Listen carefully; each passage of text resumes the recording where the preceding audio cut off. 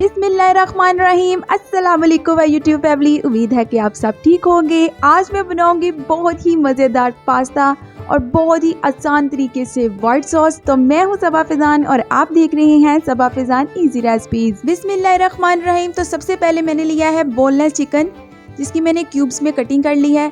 इसे हम एक बाउल में ऐड करेंगे और सबसे पहले इसमें ऐड करेंगे 1 टेबलस्पून अदरक लहसुन पिसा हुआ। इसके बाद इसमें ऐड करेंगे 1/4 टीस्पून काली मिर्च, 1/4 टीस्पून कुटी हुई लाल मिर्च और 1 टेबलस्पून मैं इसमें ऐड करूंगी सिरका। अब मैं इसमें ऐड करूंगी 1 टेबलस्पून ऑयल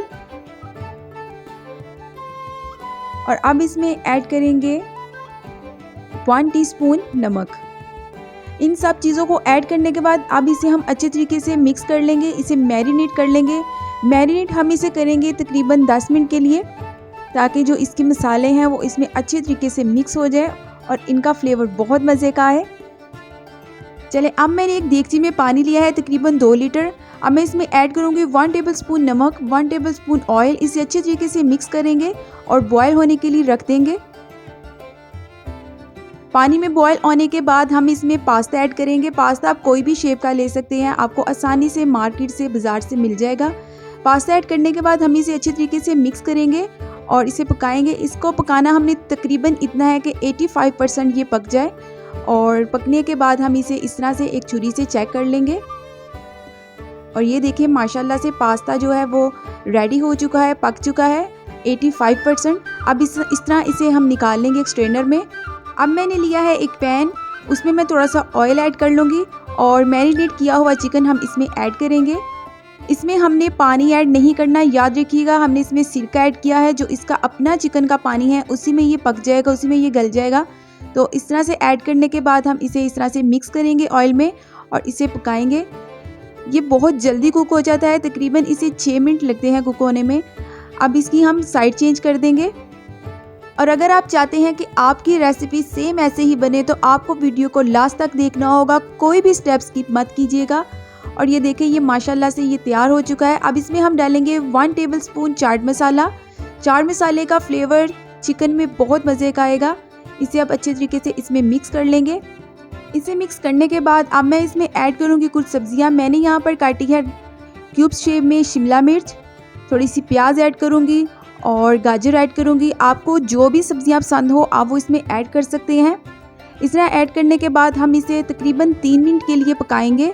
और अगर आपको मेरी वीडियो पसंद आया करे तो वीडियो को लाइक कर दिया करें, चैनल को सब्सक्राइब कर दिया करें। ये आपकी तरफ से हमारी मेहनत का इनाम होता है और मेरे प्यारे प्यारे बहन भाइयों की तरफ से एक मोहब्बत होती है, एक प्यार होता है। तो चैनल को ज़रूर सब्सक्राइब किया करें। सब्जियाँ पकाने के बाद अब मैं एक लूँगी पैन और उसमें मैंने ऐड किया है मक्खन। मक्खन मैंने यहाँ पर ऐड किया है 500 ग्राम और इसको ऐड करने के बाद मैंने इसमें ऐड किया है 5 टेबलस्पून मैदा।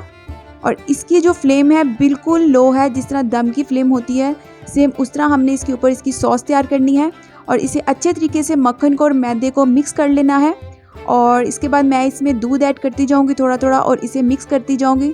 दूध मैं इसमें ऐड करूँगी आधा किलो और इस तरह से हम इसे आहिस्ता आहिस्ता मिक्स करते जाएंगे। याद रखिएगा इसकी फ्लेम बिल्कुल हमने लो रखनी है, आपने हाई फ्लेम पर इसे नहीं पकाना। हाई फ्लेम पर पकाने से ये होगा इसमें लम्स बन जाएंगे और सॉस ख़राब हो जाएगी। इसे इस तरह से मिक्स करते जाएंगे और इसके बाद इसमें ऐड करेंगे 1/4 टीस्पून ऑर्गेनो, 1 टीस्पून ऐड करेंगे कुटी हुई लाल मिर्च और 1 टीस्पून ऐड करेंगे नमक।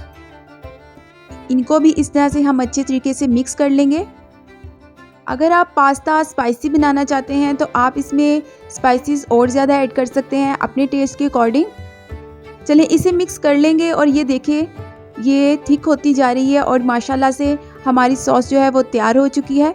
अब इसे एक बड़े बर्तन में निकाल लेंगे। बहुत ही एहतियात से आपने इसे एक बर्तन में निकाल लेना है ताकि पास्ता इसमें ऐड करने के बाद मिक्स करने में आसानी हो।